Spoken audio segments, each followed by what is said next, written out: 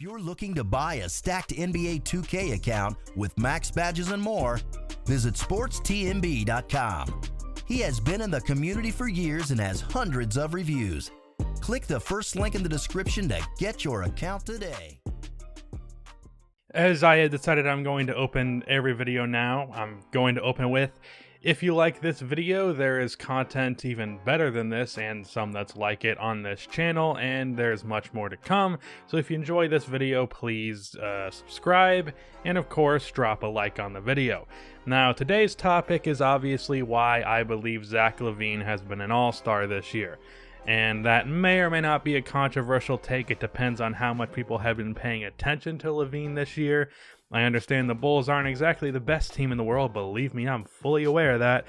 So the Bulls are not exactly a top tier team to watch, especially with them having like 3 nationally televised games this year. But if you were not aware, Zach Lavine has been having a great season this year, even better than the season that he had last year, which was already borderline all-star if it were not for the losses and the advanced stats not being a big fan of his. He is averaging 24.6 points per game, 4.7 rebounds per game, and 4 assists, shooting 44% from the field, 39% from 3 on 8 attempts a game, with a 57% true shooting percentage, and most importantly, the advanced stats like Zach Lavine for the first time in his career. Last year, he had neither a positive nor negative plus minus. This year, he has a 1.6 plus minus on a team that has a 15-28 record. Having a positive plus minus on this team, playing as many minutes as he does, is definitely pretty damn impressive. It also speaks to how much the rest of this roster is really struggling, but we'll get onto that in a minute. The Bulls have a 109.4 offensive rating with Zach Lavine in the game. They have a 91 offensive rating with him out, meaning the Bulls are 19 points per game better when Zach Lavine is in the game. So not only is Zach Lavine impressing in the regular statistic category with his almost 25, 5, and 4 averages on good shooting splits, but the advanced stats are also finally a fan of his. The argument forever against Zach Lavine has been, well, he's putting up empty numbers, but this year the advanced stats are showing that his numbers are not empty in the slightest. To put into perspective the difference in offensive rating with Zach in the game versus out, the Bulls would be tied for 19th in offense with Zach in the game, which obviously is not great, but they are bottom in the league by a significant margin with him out of the game. The team at the bottom of the league in points per game is the Charlotte Hornets at number 30. The Bulls would be averaging 91 without Zach Lavine. So that is a 13 point per game difference between the positions of the Hornets and where the Bulls would be without Zach Lavine. That is both very impressive on Zach Lavine's part and very horrendous and depressing for the rest of this team. Though I will say, because advanced stats, it's always important to have context. This would not be the same case if Jim Boylen obviously was not running this team, because he pretty often plays exclusively starters or exclusively bench. So some of that does stem from the fact that Zach Lavine is rarely playing with a team full of bench players against benches. So that is a factor there. However, still, I can tell you from watching the games this year, even as an eye test, the Bulls' offense is depressing to watch when Lavine is not in the game.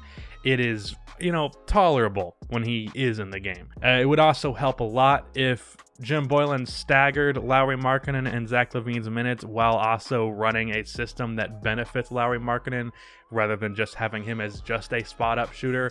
But I've gone down this a whole lot of times. So the offense on the Bulls could be improved by a just halfway decent coach, but the fact that the Bulls have as shit of a coach as they do, and Zach Lavine is still making at least nearly league average offense out of this team, coached as poorly as it is, shows just how amazing he has been offensively this year. But back to his shooting, which is something I kind of glossed over with his normal stats, but is really the main area of improvement for Zach Lavine. There was some fake story that came out this year that got a response out of Kevin Durant telling, well, the story was that Zach Lavine was told to stop shooting mid-range shots and he had a problem with that, and then Durant said, keep shooting him, Zach. I am very much in favor of the mid-range game, but Zach Lavine is really not that good at it. He shot 30% last year, and he's actually shooting abysmally from mid-range this year, but that's also because he's taking way less of them a game, which has been an improvement because he is now shooting more three-pointers. Last year, he shot around 4 to 5 a game. This year, he is taking 8 three-pointers a game. And this year, a decent percentage of his threes have been more assisted than they were in the past. Last year was 52%, this year it's 57%. Not a huge difference, but that has also come in the later half of the season. Specifically that game against the Charlotte Hornets where he tied the record for most threes in a game with 13, or tied for second, I should say, because Klay Thompson had 14 against the Bulls, coincidentally. But a lot of his attempts from deep have come off of the dribble, contested, and from pretty damn far behind the line. If you remember that Charlotte game, he had 2 threes towards the closing of that fourth quarter where he pulled up from very far. One of them was like damn near half court. It was pretty nuts. And I can tell you from watching Bulls games this year that Zach Lavine is becoming one of the best pull-up three-point shooters in the league. Prior to this season, I'd say Zach Lavine was probably in the top 25% of shooters in the league. This season at least, maybe it doesn't maintain, he has been in the top 10% of shooters in the league for sure, because nearly 40% on 8 attempts. There are not many players with better shooting stats from 3 than that. His improvements as a shooter have been awesome, and it's made him a better overall offensive player, and that's why I think he's been so much more of a positive in the advanced stats this year.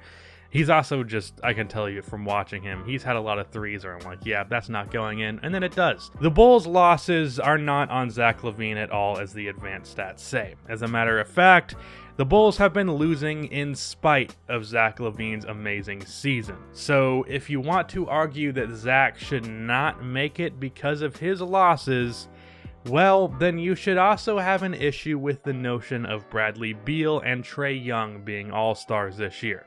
Now, I would say that Trae Young has been better this year, and the advanced stats like him even more than they like Zach Lavine.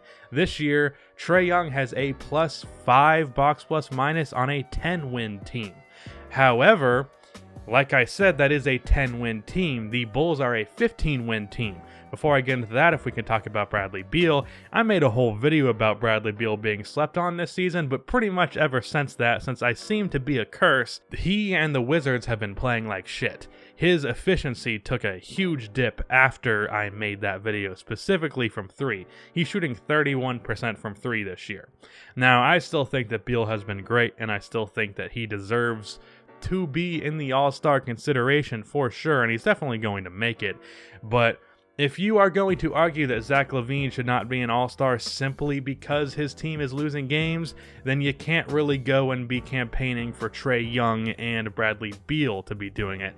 Because even though, yes, the Bulls have been losing, they have been better than the Hawks and the Wizards. The Bulls have 2 more wins than the Wizards and 5 more wins than the Atlanta Hawks. So if you're trying to argue that losses are a huge factor here, then I'm not too sure why you're all that big on Bradley Beal and Trae Young. That being said, if I had to pick between the two who should be an all-star, I would put Trae Young and Zach Lavine. I would put Trae Young above Zach Lavine, but I do think that Lavine's been on par with Bradley Beal while having a better record on a team that I think at least the help is marginally the same with Otto Porter Jr. out. So losses should not hold you back from voting for Zach Lavine. If you think that those guys should make it and not Zach Lavine, you're being a little bit hypocritical. Like I said, I understand Trae over Zach, but Zach has been borderline better than Beal while having a better record. Also, voting for Kyrie Irving, who has played 14 games, is really fucking stupid, especially with the Nets record when Kyrie has actually been playing. It really annoys me, so please stop voting for Kyrie Irving. He literally just got back and he he was towards the top of the guards in All-Star voting, despite barely having played. And it's really annoying when they're just like, oh, Kyrie Irving should be an All-Star, even though he has barely played this year. Keep in mind that voting for All-Stars is for guys who have been playing great this year, not guys who you consider to be stars. But, you know, I am saying this to at least a percentage of people who voted for Alex Caruso and Dwight Howard and who else? Boban to be an All-Star. So this is probably hopeless. But the point of this video is Zach LaVine has been amazing.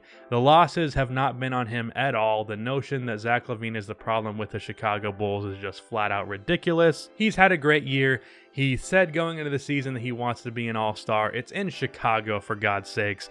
Zach LaVine deserves to be an All-Star, so please vote for Zach LaVine to be an All-Star. I really hope that the voting hasn't been closed since this video. I don't think it has, but if it has, that would be really awkward. Anyways, that's the end of this video. Vote for Zach LaVine. Please be sure to like and subscribe for more NBA content like this, and cue the outro music.